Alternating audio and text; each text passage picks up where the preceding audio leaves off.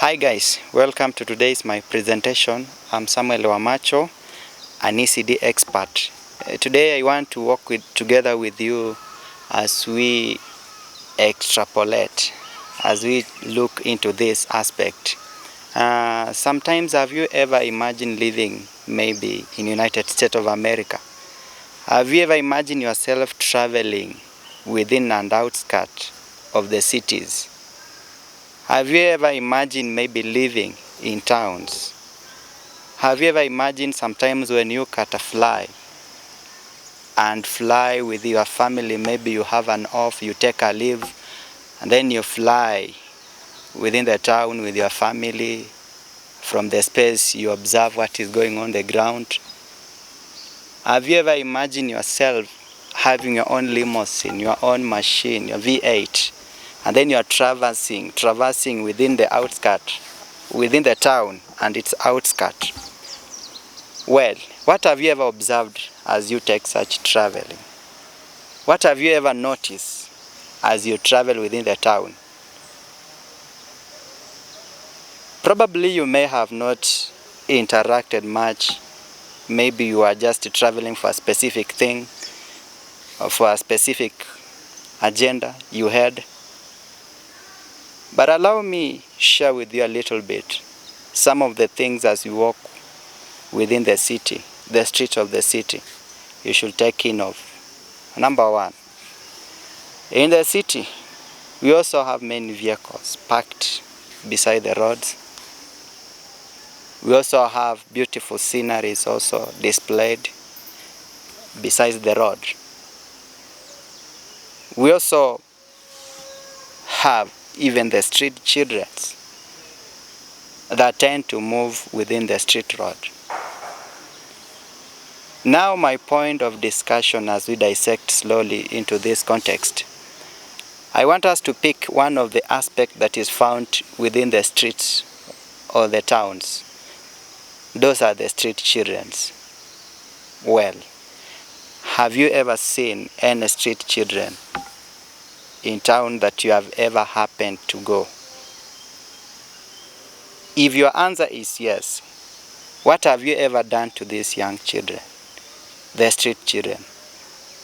Well, allow me to journey together with you as we underscore some of the real challenges that these children really face. During your journey, during your adventure, your nature walk,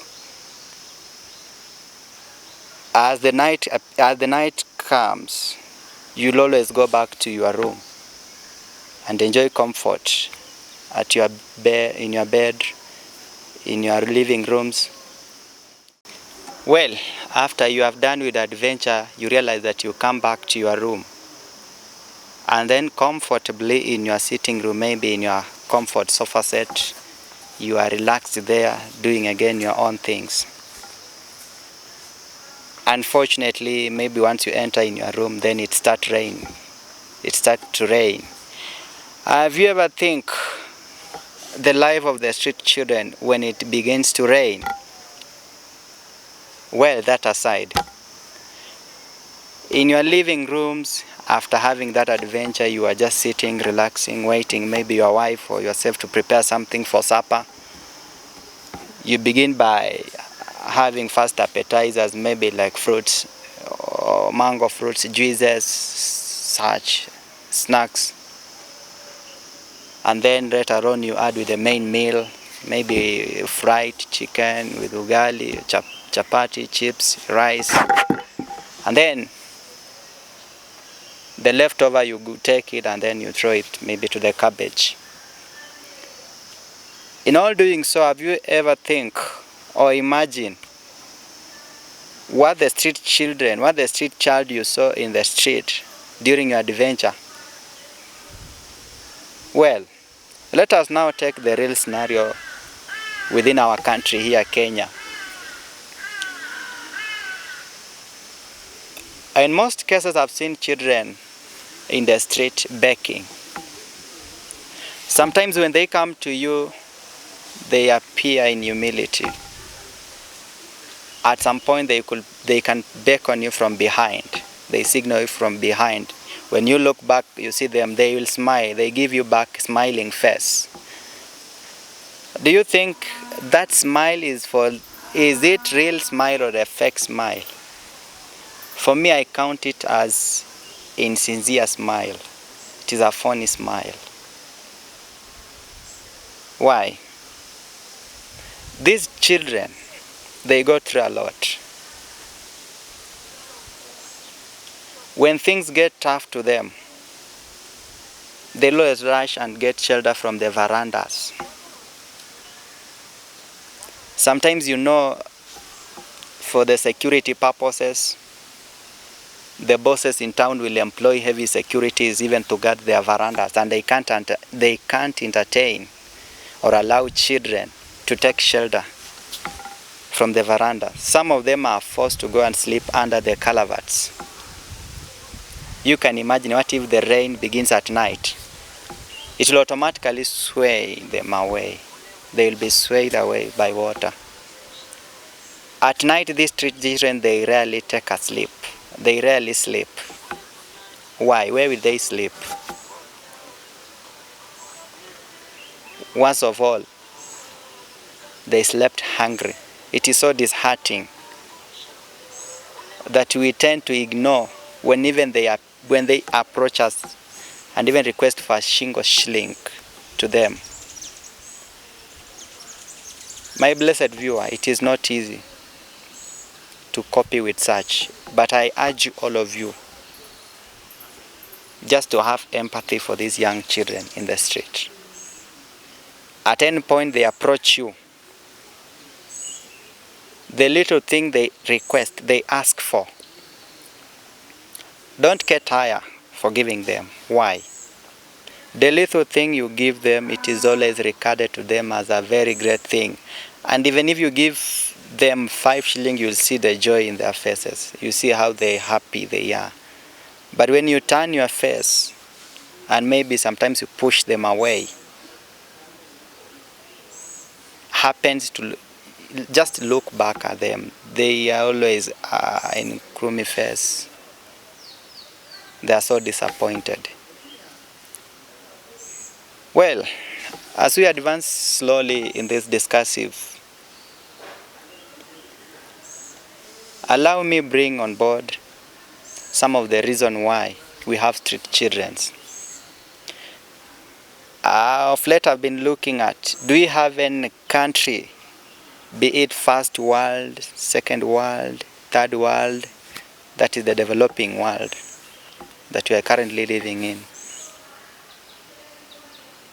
If we can really miss street children, and I find out that in every country they have street children, though some they have tried to minimize by improving maybe life standard of their community, the families, and even sometimes they have introduced free education that will cater all.